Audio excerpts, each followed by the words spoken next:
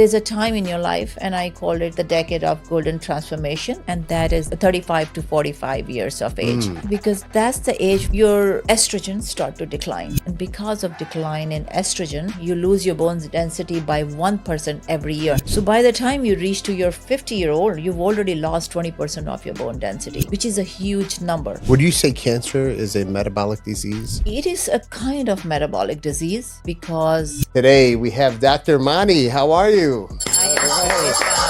Dr. Manisha Kukreja is an internal medicine physician with 14 years of clinical research in oncology and metabolic disease. She founded Live Age Well and wrote Age Stronger, Live Longer. She helps women use testing and simple habits to stay strong as they age. What are some things that you can tell us about what these young ladies are putting their bodies through when it comes to these BCPs? they have a lot of risk factors for clotting, for endometriosis. They are basically just to block the fertility. They are not used for the optimization of health. Isn't testosterone the male hormone? Why do women need testosterone? Either we are male or female, doesn't matter. Everybody needs testosterone. Women start to lose that after the age of 40, and then they suffer. What are some of the symptoms that women should really be watching out for that could be affecting their sexual life? In general layman term, is because of 3 reasons. I think Welcome to another episode of a Healthy Point of View podcast. I'm your host, Sam Tejada. And as usual, we're bringing experts from all over the world to talk about health, wellness, beauty, and mindset. Today, our guest comes all the way from Orlando, here in Florida, but it's still a bit of a drive. She has an expertise in women's health, spent lots of years under the umbrella of oncology and also medical research, has a master's in public health. She has a true passion on bringing rejuvenation to the masses. Today, we have Dr. Mani. How are you? I am Welcome. All right. Thank There you go. for having me here, Sam. It's my honor and my pleasure. Oh, it's a pleasure to have you here. You know, it's always great to get the medical perspective from different experts around the world when it comes to the longevity space and age management, which I know you have quite a bit of experience in different areas, oncology being one of them, medical research. You majored in women's health, Mhm. so I think this is a great time to actually talk about women's health due to some things that have been on the news recently. So, but first, before we get into any of that, I want the listeners and viewers to get to know who Dr. Mani is. I want to know about your upbringing of where did you grow up? How was life? What did your parents do? Just so we can get to know you a bit better. My parents are entrepreneur. I was born and raised in India. I did my medical school in India. I Mm, came here to United States, did my licensing, and after that, I did practice for a year, and then I wanted to study about women's health because always had passion for prevention, more like a proactive care than reactive care.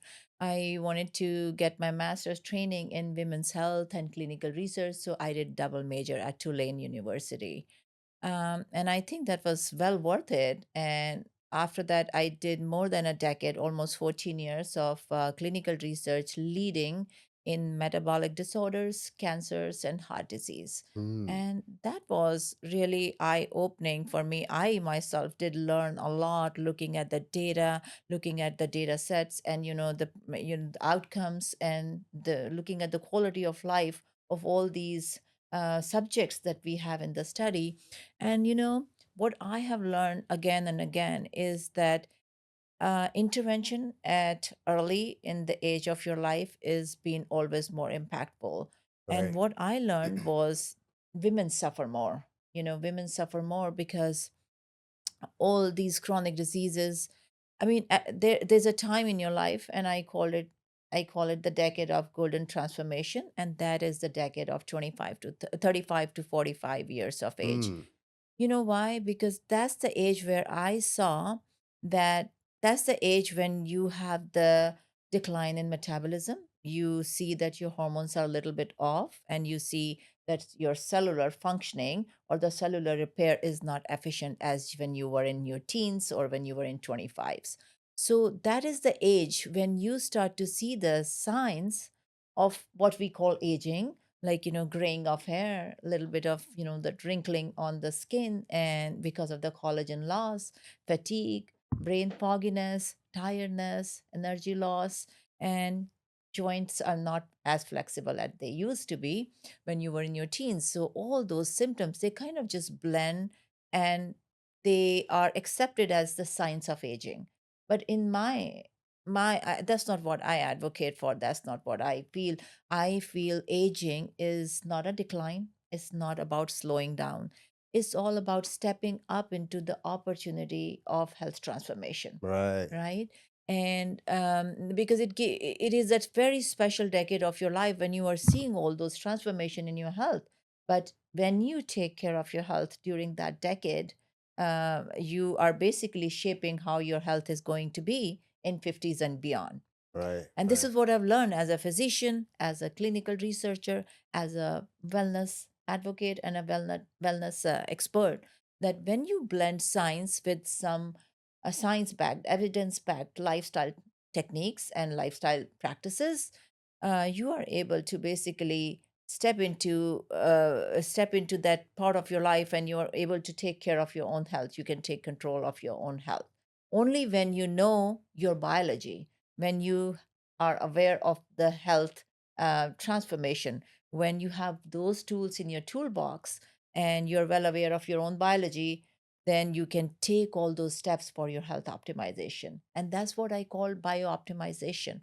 And that's what my book is about, Age Stronger, Live Longer, which is all about, it's a practical guide to health optimization or biooptimization and longevity, because this book has been written in a very simple manner so even the layman person can understand it. Professionals, the executives, the CEOs, they all can. And this is 162 page only. You can read it in the plane or in your pool. So it's very easy to connect with the audience and the readers who can just simply follow those very foundational steps. My philosophy is make your foundation strong if you want to be living a good life. Right. So if your life is your house, your foundation is all those basic pillars that you need to set standards right and high. Right. Right. Now, Dr. Madi, why is it that when people start aging, that whole blanket of symptoms that you just mentioned, why do people accept that as part of aging? So biologically, in our body, round about that age, around the age of 30 to 35, every single cell, every single system, and every single body organ, they start to go through this gradual decline. Right. And this gradual decline is due to the inability of the body cells to remember how to repair and regenerate. And that is what exactly is going on. So aging, in general layman term, is because of three reasons. A lot is going on in your body. So we have almost like 30 trillion cells in our body. We have 20,000 genes in each cell. Every cell in our body is on a constant work, it's functioning. The function of the cell is basically is constantly replicating, and all the organelles are constantly replicating. And what's really going on is going through a biochemical reaction, which is basically nothing but just a ATP production. And through that process, a lot of ROS, a byproduct, which is called ROS, that is reactive oxygen species, is being produced. And that reactive oxygen species, ROS, when it collects and your body is not able to clean it away at a very efficient manner, that ROS causes a lot of oxidation and inflammation. Right. And that inflammation and oxidation, when it inflames the cells and causes a lot of oxidation throughout and in a chronic nature, that causes aging and that accelerates aging.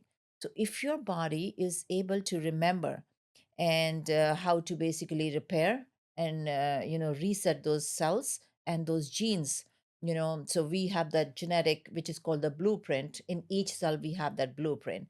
So that blueprint, if you're able to efficiently activate that blueprint or genes to switch on and off, to able to repair and heal and regenerate, you're able to basically take care of that aging component.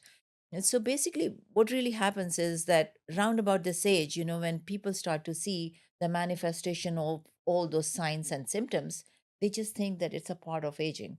But that's not what I really think. I think you can just do a lot, because any age related disease, because aging is not a disease. All these are chronic diseases, like diabetes, obesity, coronary artery disease, cancer, Alzheimer's. These are all chronic inflammatory disease, which are basically occurring because of the chronic inflammation. Right.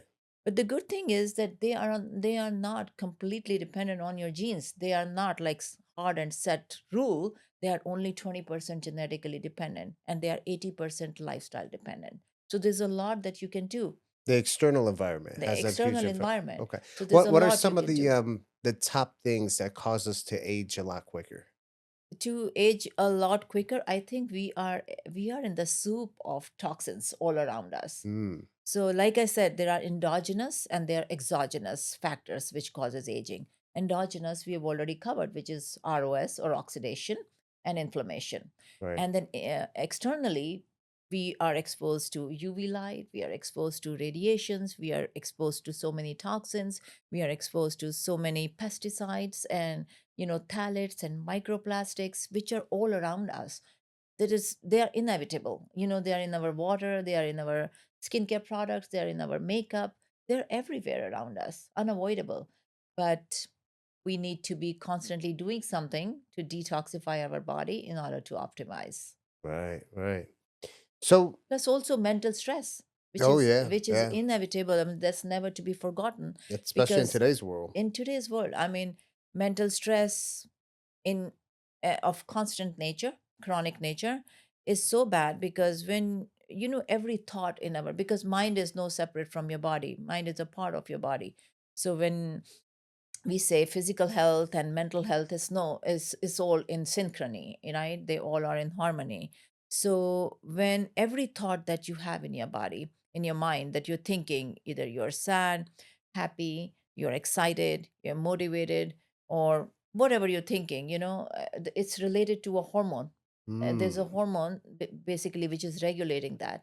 So if you go through constant stress, right, and if you're not optimizing your stress, there's a hormone called cortisol, which is on a constant elevation, and that causes the chronic inflammation.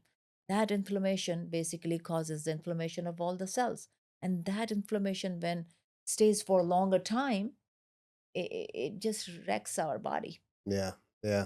No, I hear you on that. Now, Doc, when it comes to a lot of the modalities on taking care of your body, before we talk about any of the biohacking techniques and stuff, you know, a lot of people look at that and says, "Well, that's too expensive." What are some of the things that people can do that are free Mm. to take control of their health?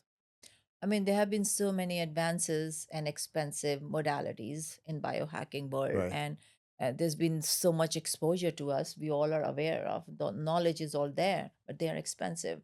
And I always feel that those foundations, like your deep sleep, taking care of your nutrition, taking care of your diet and strength training, and mental stress optimization.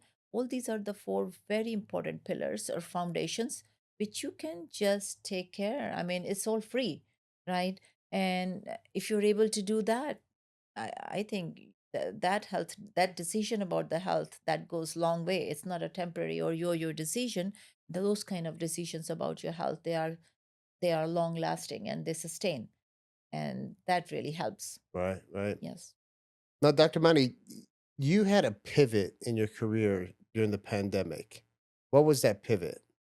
That pivot was 14 years of clinical research, seeing the data, seeing the output, and seeing the outcomes and the quality of life of the patients. The pivot was that people just wait too long throughout their health journey. And my message was to intervene very early throughout this journey. Earlier you intervene, it's more impactful. It makes more difference on your health journey. Right. And that made me shift my career to basically change to concierge practice, helping women, mostly women, to basically teach them on a mass level, educate them, and help them to transform the way they think about health and vitality, and educate them, and doing the steps like hormonal optimization, biomarker testing, strength training if they need to, functional nutrition education. So I started to help women. Many people needed it, and I started my own concierge practice after around the time of COVID, to move into the integrative wellness prevention field. Nice. Now, when you talk about coming to a younger age, specifically, let's say the youth, Mhm.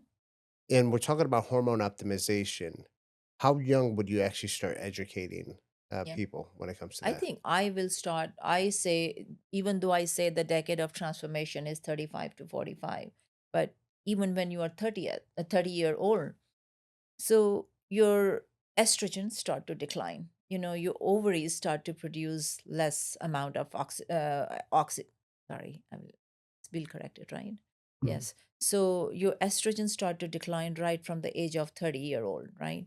So your ovaries start to produce less amount of estrogen. And because of decline in estrogen, there's a 1% decline in bone density. You lose your bone density by 1% every year because of lack of estrogen. Right. So by the time you reach to your 50-year-old, you've already lost 20% of your bone density, Wow. which is a huge number. And right after, when you are at 50, or either you are perimenopause around that time, because some people don't hit menopause around 50, they hit menopause by around 54. Some people do hit menopause even at 44-year-old. So that whole year of those 10 years, around about 45 to 55, you have a tremendous loss of bone density. Wow. If you don't take action, you can't do much at 65.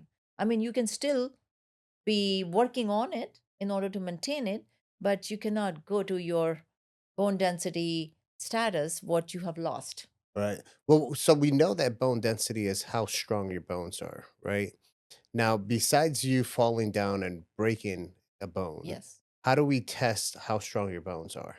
So, first of all, I'd like to talk about bone is such an important. It's just not important because it's a structure to give us shape, and to hold us upright. Bone is not only the orthopedic, the bone, femur or our humerus. It's basically an organ of endocrine system as well. Bone, when these bones are into action, the osteocytes, the bone cells, they activate our BDNF, that is bone derived neurotropic factors, which Mm, are serotonins, which are dopamine. Serotonin is what gives us happiness. Dopamine is the molecule of motivation, and also these BDNF are important for cognition. So I always say bone is an endocrine organ as well. So bone is a very important. I mean, you move, you do everything, because motion, the movement. First, I'd like to talk about the whole locomotion system. So in your system of locomotion, you have bone, muscle, tendon, ligaments, and they all together forms the locomotion system. You are able to move because of that system. right, So right. everything is important. Bone is important. Muscles are extremely important, and then tendon and ligaments, all those connective tissues are very important. So bone is major because, especially women, when they lose estrogen, their bones become weaker.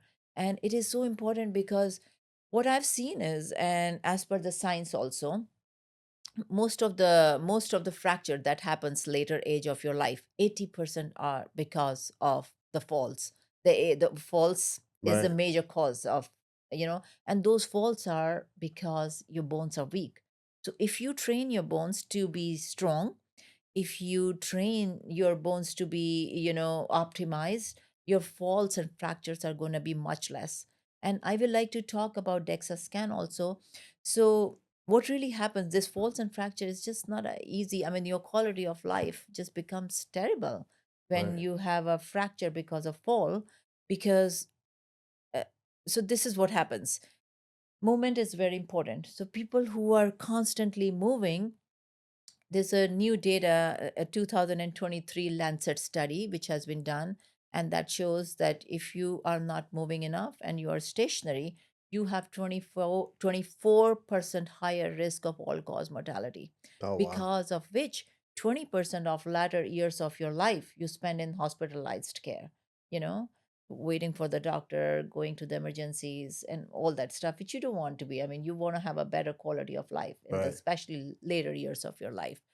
So this is how important this whole bone thing is. And um, so to answer your question, bone density is so important. First of all, because bone is a part of your locomotion. It helps you move and helps you, you know, optimized as far as your whole overall health is concerned. And BDNF, just like I said, it's so important for your brain optimization as well. So when you do the DEXA scan, and I know I've seen so many of my clients, T score is a standardized the standardized deviation score. Um, if it is zero, that means you are kind of just comparing it to the 30-year-old person with the perfect bones, Right. because Right. after 30 years it starts to decline. And if you have -1, that means osteopenia, that means your bones have started to get weaker. And then -2.5 is osteoporosis, that your bones are really weak and you need some kind of medical intervention. Wow. So people who have T score of -2.5, they have 4% increased risk of falls and fracture. Wow. And that's a terrible quality of life. You That's not what you want. Yeah. Yeah. And with bones, we have to be just not talking, it's not only bones, we need a strong muscle in order to have a strong bone. Right. Right. We need to, because you see, muscles are connected to bone through those connective tissue like ligaments and all those connective tissue and cartilage and tendons, right? So this, if you have a strong muscle, you're going to have strong bones. So you need to make sure that you are going through impact exercises. There are many kind of exercises that people do, but in particular, if you are only concerned about bone density and bone strength. So you need to be involved in impact exercises. What are those? Like dancing, running, and jumping, and rope jumping, things like that, where you are Right. basically impacting on your bones, telling your bones to be active and more stronger. Yeah, I've heard of people doing. I think they call it rucking, Yes, where you wear the weighted you vest. you wear the weighted vest, because that's a double benefit, because first of all you have the weight, so you have the weight, it's telling your bones to be more stronger, plus also you're walking at the same time, Right. so you are basically Getting that doing that impact. Yeah. impact on those Yeah. bones. Now your white blood cells are they created in the bone marrow? Yes, the bone marrow is so important. Your white blood cells, which are the cells of immunity, Right. right? They help you fight against all the bacteria, virus, infections. They are all residing in the bone marrow, and bone marrow is the central core of the bone. So Wow. important. So the bones have a lot of responsibilities for A the lot body. of responsibility, as long as, I mean, think about this: your immunity, your cognition, your mood disorders like happiness, sadness, depression, motivation, Wow. all is controlled through the bone.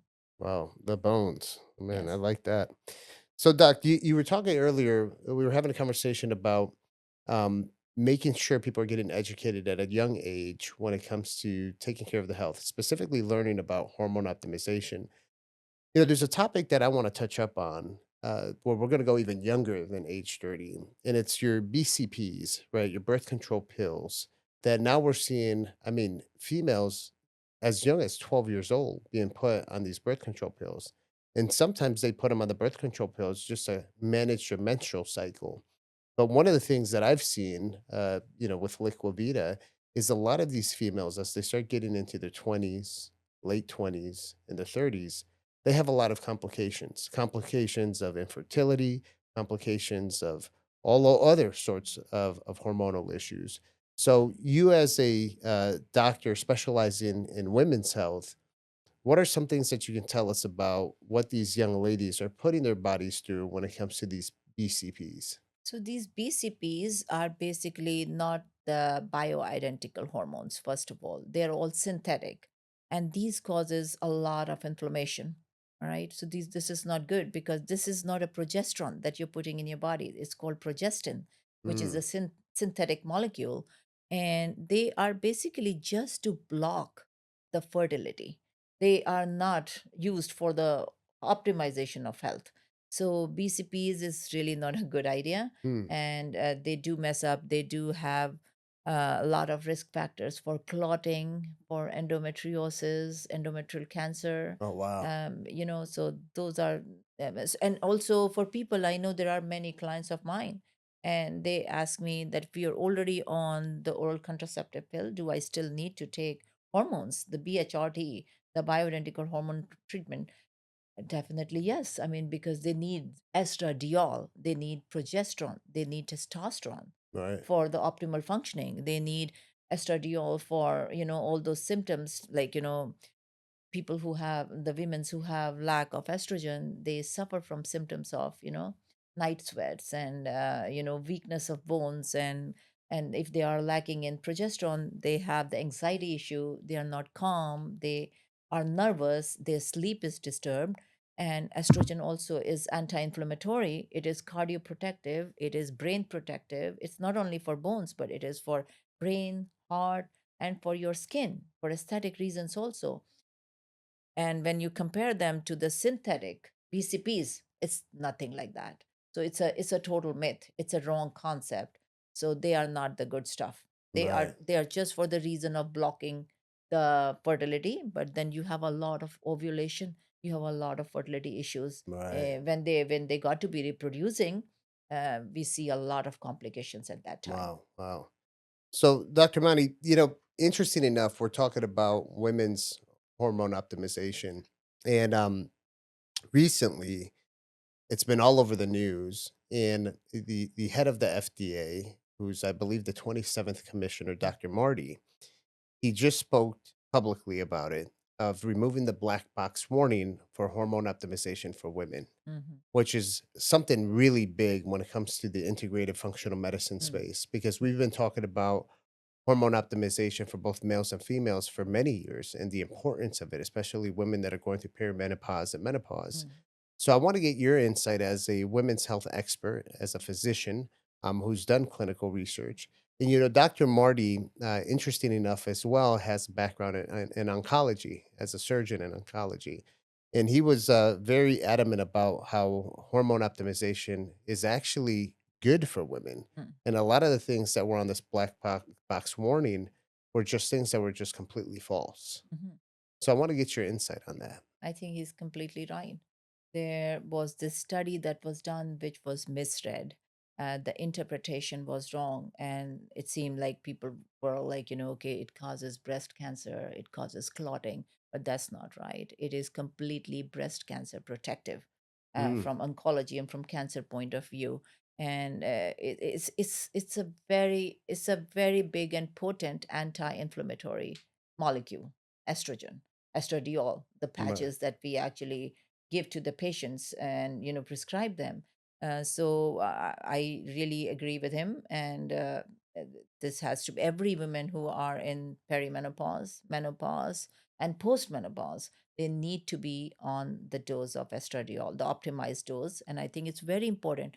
Another message that I want to convey here is just don't just take a don't get the estradiol or progesterone what your friend is getting. It's always important to do the blood testing and knowing your own levels, because when you know your own level, then you can actually manage how much estradiol you need, right? Right. And the idea is when to give that. Many people are confused about that as well. And I would like to present here that if you are in cycling state, that is premenopause, and you're cycling, then estradiol, FSH, LH, all these three biomarkers needs to be tested on day 3.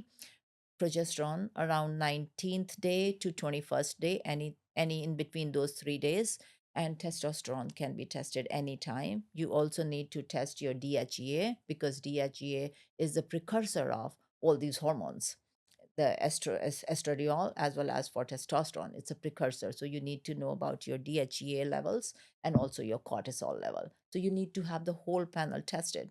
And then you need to be taking the BHRT. um, So treatment. I'm going to pretend like I know nothing about hormones, Mhm. right? So someone would probably say, well, you said testosterone. Isn't testosterone the male hormone? Why do women need testosterone? Women 100% need testosterone in much, much lower doses, but they need everybody. Either we are male or female, doesn't matter. Everybody needs testosterone. It's good for your cognition, it's good for your confidence, motivation, for your muscle repair and your muscle building. It's really important for women as much as it's important for testosterone. So women start to lose that after the age of 40, and then they suffer. But they need to be on a very slight dose depending on what their blood level is. They need to be on a very tiny dose of testosterone. It really gives that nudge. It's very, very helpful. And what other benefits do women get on being on testosterone? I think muscle building and muscle recovery is one of the big benefit, and it is also for cognition. Cognition. And when you think about confidence and motivation, I mean, 100% yes.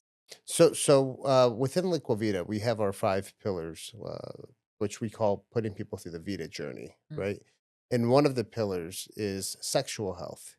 And when it comes to testosterone, I know for the males, it increases libido, which Libido. is more of the thought of sex, Yes, right? yes, Your sexual desire. yes. Does that also happen with women? 100%. And I'm sorry I didn't touch that. It does increase the libido, which is so important for especially around the women who are going through menopause or postmenopause. I think libido, it increases the libido, which is so important because I think when it comes to mindful living, it's just not about your physicality. It's not about your muscles and bones. It's all in harmony. You are also, you need to be happy, you need to be having that oxytocin, the loving Right. hormone. You need to be feeling valuable, you need to be feeling worth it, and that's what gives you the confidence. Because when we talk about optimal health, it's about living with confidence, vitality, beauty, and energy and strength, everything, right? We talk about all those elements.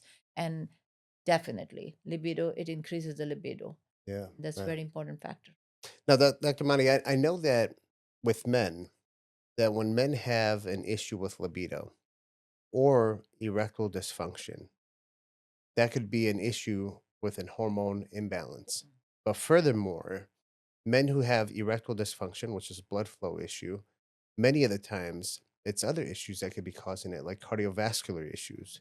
So, with women, are there any of these signs or symptoms that they're having that can potentially be related to something else within the body? Definitely, I agree with you, Sam. And that's a great topic that you nudged into. Blood flow is very, very important when it comes to libido and sexual desire and erectile dysfunction, because same thing what you are talking about, the male component is actually in the female version as well. And I mean, I'm a big proponent of taking NO2, which helps to open up the arteries. There's a product called Venia, and I love that because it not only it has the nitric oxide component into that, and also resveratrol, and it opens up the arteries so that every cell, the heart cells, the brain cells, everything just is so efficiently optimized, and the blood flow really That's matters. Savinia by Bioharvest, correct? Yeah, it's a Exactly. good Yes, product. I take yes, it myself. yes, yes, They yes. actually came out with some new They chews have as the well. new chews, and they Yeah, are delicious and they are. easy to take. Yeah, Yes. yeah, very And good I stuff. think that also helps with mental focus. Right, So really good stuff. amazing. So, okay, so we're on the topic of women, right? I want to go a little bit more into like women's sexual health because I think overall women's health has been ignored quite a bit. Especially when you look into the functional medicine space and biohacking, it has been very male driven. And now you're starting to see a lot more women's health being implemented, right? Now there's different testing, urine hormone testing, etc. But with women's sexual health, there's a lot of things that women have to go through, right? Especially postpartum after they Mm. have kids, where they have pelvic floor issues, sometimes prolapse uterus, sometimes they have issues with vaginal dryness. What are some of the things that you can put out here on the podcast in case there's someone out there who's listening or watching Mhm. this podcast who might be scratching their head right now and saying, I might be one of those women Mm. because I have this or that symptom. Mhm. What are some of the symptoms out there that women should really be watching out for that could be affecting their sexual life? I think vaginal dryness is one of the main symptom that women deal with, and also frequent UTI is as per the physiology Mm, of the gynecological, the right. whole organ, how they are situated in the pelvis. So I think regular exercise, squatting and the pelvic floor strengthening exercise, they're very important. For vaginal dryness, there's a cream that contains estradiol, and that is very, very helpful in order to keep that area moist and less inflamed. And also, progesterone helps a lot. Progesterone has a lot to do with calmness. It reduces the anxiety. And then testosterone, because that increases the libido. Plus also some kind of nitric oxide, resveratrol kind of element that if you add, that increases the blood, the gush of blood is increased through vasodilatation, which helps to also kind of just facilitate the whole thing much easier. Right. So those things, and plus I think is also the mindful living, some kind of calm, deep breathing in the morning, getting yourself exposed to 20 minutes in the natural sunlight very early in the morning, the first thing in the morning. Those are all different aspects that kind of just keeps you in the flow, that all go together. They're very, very important. And I think what I'm a big proponent of is something that people just ignore, is the diet. So no sugar, less sugar, and anti-inflammatory diet, which contains a lot of protein. A lot of proteins means how much a woman or men require per day. So 1 pound, 1 gram per pound of your body weight, Mm, or 1.6 gram per kg of your body weight. And if you're not able to meet those goals, but at least 100 grams per day, of protein, and right. not all together like 50 in one meal and 50 gram in another meal. It's like divided in three times a day, you know Okay. spaced out by 3 meals, 35 gram, 35 grams, 30 grams. So that is something very important, along with Nutrition. 30 grams of fiber that is also to be accompanied. And I always educate my women clients that eating as much as the diet which contains antioxidants, which contains polyphenols and carotenoids, it's so good for your skin, and it helps to fight with that endogenous as well as exogenous oxidation. Right, right. Doc, you worked in oncology Yes. for quite a few I years, right? did the clinical research in In for oncology. almost like 7 to 8 years. Oh, Yes, wow, yes. wow. So obviously you have, an expertise in oncology, and now you being in the, longevity side, everyone's always very scared of the big C word, the cancer word, Right. right? What did you learn studying oncology? What is cancer? Cancer is actually a overgrowth. Your tissues, as per the biology, we all have like 37 trillion cells, like I said, as far as every cell is replicating in a right and efficient manner, it's all good. But any location where these cells replicate or multiply in a very berserk manner, in an absurd manner, going out of the way, they form tumor and they form cancer at that place. Mm, And there are so many factors related to these cancer cells. They feed on sugar. On top of that, if your lifestyle is not optimized, if you are eating food full of sugar, you're basically feeding the cancer cells, right, right? So when I'm connecting the cancer with functional medicine or integrative medicine, it's a lot to do with the lifestyle. Obviously, it has some to do with the genetics, but lot to do with the lifestyle that you live. right, right. Would you say cancer is a metabolic disease? It is a kind of metabolic disease, yes, because see, I mean, if you see the physiology and the biology of these cells, they divide and they replicate, right? But if you have inflammation going on, which is consistently, constantly chronic in nature, that inflammation is a very big factor to accelerate. The chronic inflammation is a big factor to accelerate that environment of oxidation, which actually alters the structures, the big macromolecules. And what are those macromolecules?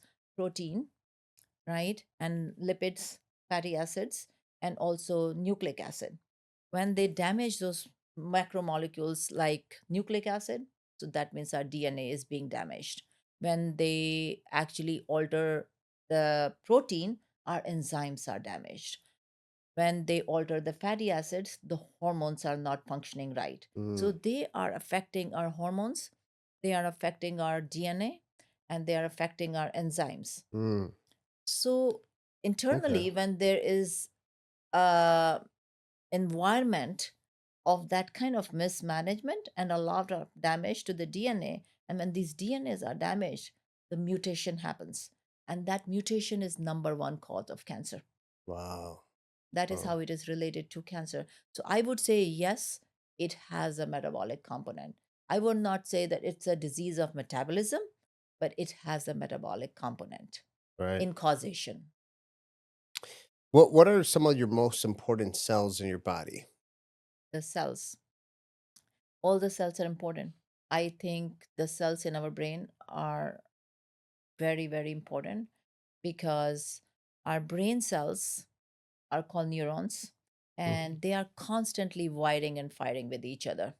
Okay. If we are not having enough sleep, or if we have constant stress, if we have constant high elevation of cortisol, these wiring and firing is kind of disturbed, right? Right. And when our brain is not able to clear all those toxins during the night, every night when we sleep, we have a deep phase of sleep during which our brain cells, neurons, as well as our CSF is cleansed out of all, I mean, all those toxins are cleansed out. And that system is called glymphatic system, Right. right? And that glymphatic system is very active in the night in the deep phase of your sleep. If that is not being constantly cleansed, you have an accumulation of beta amyloid.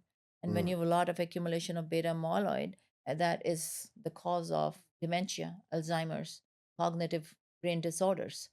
And that is when I think it's a lot of, you know, um, the your harmony of your, or your homeostasis of your whole body is disturbed. right. So I think that's very important, very, very important. So sleep is never to be compromised. It's non-negotiable. We don't talk much about it, but it's one of the very big pillar or very big foundation of health optimization.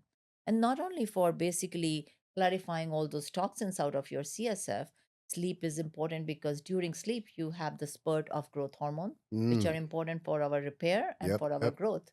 You also if you don't have enough sleep, your hunger hormones, the ghrelin and leptin, they are kind of unoptimized, and you will feel hungry, but not for the good food, but for the junk food, for the Mm, sugar, the bad right? food. Bad food. Your immunity is a lot altered and declined if you don't have enough sleep of 7 to 8 hours, good sleep.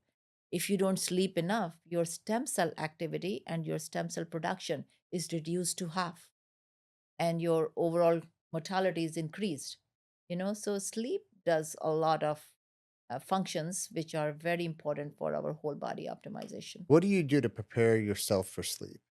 For me, I think even if I'm sleeping or feeling sleepy or not, I think the biggest practice of mine is consistency.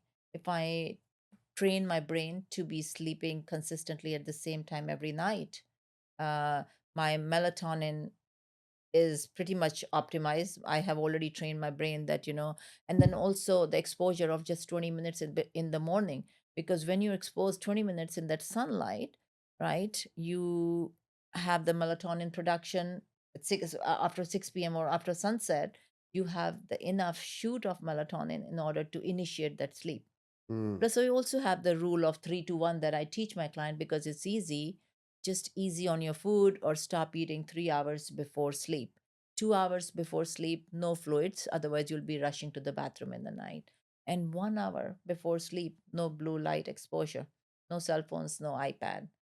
And I myself, and I know many biohacker, because that's a biohacking practice, we wear the red light glasses in order for our Right. sleep and hormone, the melatonin, to be optimized.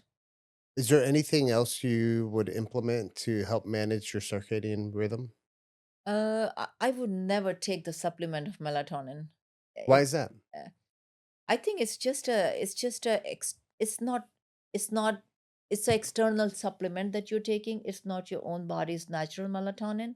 It never works with me. Is there any supplement that's good for sleep? Magnesium glycinate, 400 milligram every night, really helps to calm you down. And I think for women around this age, progesterone, 200 milligram every night. It not only helps for calm and it reduces anxiety, it also helps to induce the sleep. So Mm, those two hormones, ashwagandha is also a good supplement to calm you down.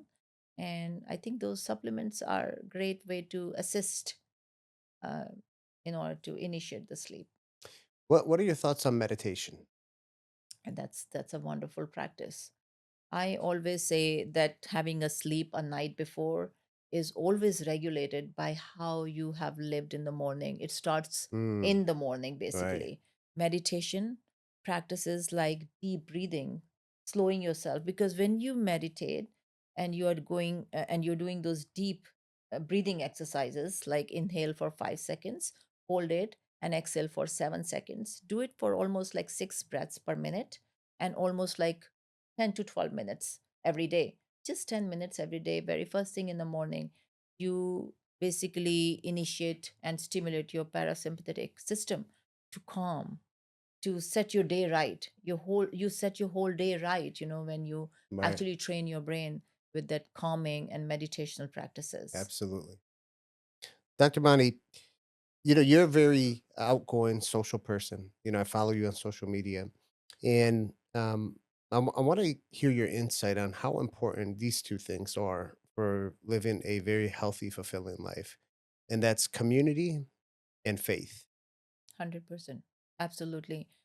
Community is so important for me. My branding, my thinking about healthy life is just not about optimizing your health. That's fine, I'm doing it all right. But having to be very active socially and in your community, and in your relationships, and managing your stress, those four things are like hand in hand with optimizing the four pillars of your healthy living. Right. And I feel aging well, living well is a very powerful notion, very, very powerful notion to live with full confidence, strength, vitality, and bringing the best of yourself inside out. When you are looking good, you have the full confidence. When you're living in very healthy in the social and in your community, you have this hormone called oxytocin, Hmm. right? It's a hormone of love. You feel loved, and you are exuberating confidence, right? And you'll feel like next day you want to do even more for your life. You're motivated because of Right. that. And I feel all these things are all together. They are just all synchronized. They are all in alignment. And that's how the whole idea and concept about living well, aging well, with health optimization, following. And I mean, why to even fall sick? You can prevent the disease, right? I mean, eventually we all will have disease, but just live healthy life with full of confidence and vitality and stress. And you want to look good, you want to be representing your business and your brand. Right. So everything falls all together. Absolutely. So, Dr. Mani, right now there's a huge movement that's happening. It's called the MAHA movement, Make America Healthy Again. I know you have a background in clinical research, and there's been some controversial things that have happened out there, and some people are for it, some people are against it. Um, Bobby Kennedy is putting a lot of people out there. He's exposing a lot of people, a lot of corrupt organizations that have penetrated into the medical field. What are your thoughts about this movement that's happening right now, the Make America Healthy Again movement? This is an absolutely very powerful and a very inspiring moment. And I think great things are going to happen because there have been so many misconcepts in our medical protocol that we have to follow because of insurance, because of FDA, because of all these companies who have been putting their monopoly, like Kellogg's and sugar and vaccination. Hmm. And it's also commercial that it's not been looking personally into the personal into a human as an individual's life, what is good for him or not. I think that this moment is going to bring a lot of education as a whole for people to understand and aware and get aware of their health. And there are so many people involved with this whole movement. And when this comes together as a voice of not as an individual or as a group, but whole movement together, I think it's going to have a great impact. Nice, nice. Yeah.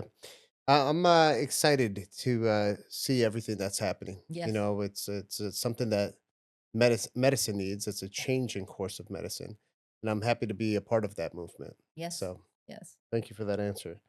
So, Dr. Marty, we're gonna have a little fun really quick. So, one of my favorite podcasters, Stephen Bartlett, who has a podcast called The Diary of a CEO, he came up with these conversation cards. I'm gonna have you grab that, and Ah, there it is. You'll open it up and you'll grab two cards out of anywhere. You'll read the question and you'll answer this is instant. it.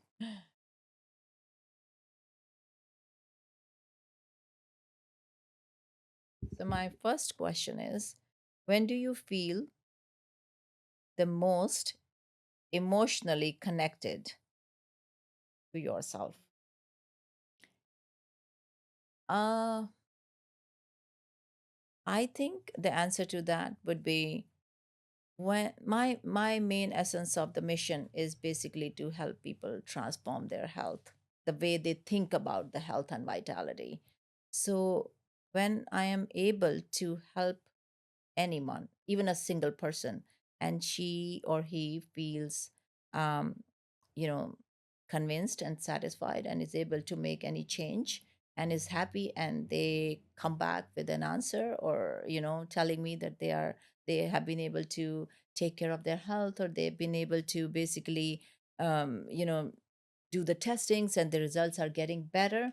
That's my happy moment. Amazing. Yes. And my second question is it ever appropriate to hurt someone's feeling? I think so because I am a very practical person, Sam. Um, Not that everybody thinks the same way. If I am hurting someone's feeling in a way that I'm trying to help that person, I don't mind. If I am being truthful and if I am on a mission to correct something which is right for him or her, I don't mind hurting the feeling of that person. Right. It's all for a good reason. It's for a good reason. Amazing. All right. So, Doc, I want you to take the next couple of minutes and I want you to answer this. Let it come from the heart. Mm. I want you to let the listeners and viewers of the podcast know what you want the world to know. What is the problem and what is the solution? I think the problem is the medical system because it's been years and years of medical protocol practices that, for example, I'll tell you one example. In medical practices, either the reason is because doctors have been taught this way or the insurance been instructing them to do this way. We don't care to check patients' bone density. We don't care to check the fat mass. And fat mass is very important because we want to know how much is the visceral fat, how much is the subcutaneous fat. I think visceral fat is more important here because if you have visceral fat around that person, even if the person is in the best shape of his or her life, looking good, doing all the athletic protocols, going through the exercise as he or she should be, but visceral fat is not what is visible to me or to her. But if I'm able to see that, and if I'm able to measure the muscle mass, right, I'm able to combat a lot of situations well in time before the disease or problem occurs. So I think, as per the medical protocol, we jump pretty late in the whole journey. We wait for problems to occur. We wait for the disease and sign and symptoms to show, and then go ahead and put the bandage. I feel everybody should be doing their DEXA scan at the age of 40. Right when we go at the very first mammogram, that is at 40, everybody should be doing a baseline DEXA scan in order to know what their baseline bone or muscle or fat looks like. Because if you know you have a lot of visceral adiposity, that's just like chronic inflammation. Basically, you're on a road or journey to suffer from chronic inflammatory diseases, right? So you can do a lot if you see them by all these advanced technologies at the right time. So Amazing. that's one thing I feel the medical system is kind of flawed, and that needs to be corrected. And a lot is happening, right, with all these advanced clinic and functional medicine clinics coming up. There've been so many, and I think people are, because of awareness, social media, and education, podcast, listening to all those kind of medias, people are getting aware. Plus, also the availability of all these functional medicine and functional clinics like yours, I think they are eye opener. Nice. I agree. I agree. Doc, if there's someone listening to this podcast as we start wrapping up here and they really resonate with today's message, what is one thing that you can leave them with? So that's almost like summary of all that we talked about. You know, um, I feel knowledge plus action is equal to transformation. That's what I advocate for. If you are equipped with right knowledge, and you are equipped with every tool in your toolbox, if you know the biology of your own body, and you are able to optimize all these health and lifestyle practices, and you 80% of the time you can control the occurrence of the disease. You can actually you can actually you are actually already on the path of disease prevention. You will not suffer. Right. I My message is that in the latter years of your life, it's about enjoying the latter 20 years of your life rather than being hospitalized and going to see the doctors, or having the replacements of the knee or the hip. um, my message would be to live last years of your life, the latter years, in a very exuberant and strong and loving, and making your bucket list fulfilled. All those all those factors are so important. You've lived your life. You've had your family, you've had your career, you've have taken care of your household, and you've done everything in your life. Now you're off all those responsibilities, and so now those last 10 to 15 to 20 years of life are for you to enjoy. Enjoy it. Right, Yeah. and in order for that to enjoy, you don't want to be sick. Right. Right. Right. Dr. Monty, you get your book here. You put this book together here. Age stronger, live longer. What motivated you to put this book together? For me, I never wanted to name my book Longevity or Anti-Aging, because there is nothing like that. Everybody, I mean, aging is inevitable. It's going to happen. Right. My message for this book is that age as you have to be, as the humanity and as the evolution and as God wants you to, but just age in a very stronger way. And that itself is going to add the long years in your life. Yeah. And I've always said, because in the world that we're in, a lot of people use the terminology anti-aging. I've always said there's no such thing It's as no such anti-aging. thing. Yes. Age management is Age what we have to management. do. It's Right. it's all about managing and making it right and optimizing it. You Right. cannot prevent the aging. You cannot prevent the death. Right. You have to just manage your life in the right way. You Right. have to add years to your health span, and you have to add life to your living, Right. right? It's not about the number of years, it's about how you live and what kind Quality of of life you life. have. Yeah. Yes, Quality of life is extremely important. extremely important. So, Yes. Dr. Manny, where can people find you? Oh, I am very visible, and I am very easily seen on the social media. Um, my Instagram is dr.mani.kukreja, and then I have my website manikukreja.com. They can find me there. My email, my phone number, everything is up there, so people can access me through any of those. Wonderful. Dr. Mani, it was a pleasure having you on a Healthy Point of View podcast. This was very informative, and I really hope that we at least help one person take control of their health. It was an amazing talk. I loved it. Thank you, Sam, for having Amazing. me. Thank you. Guys, you heard Dr. Mani here. You got to take that proactive approach and start taking care of your health. And it starts with lifestyle. Manage the way you live your life. We have so many different external factors that put an impact on our metabolic health, on our hormonal health. If you're a female and you've been going through hormonal issues, take a deeper dive, reach out to Dr. Mani. Also, get her book. You might learn something new on how to take control of your health. Guys, make sure you take this podcast, share it with your different friends and family members. There might be someone who can really benefit from it. Make sure you like, subscribe, do all that fun stuff, and we'll see you for the next podcast.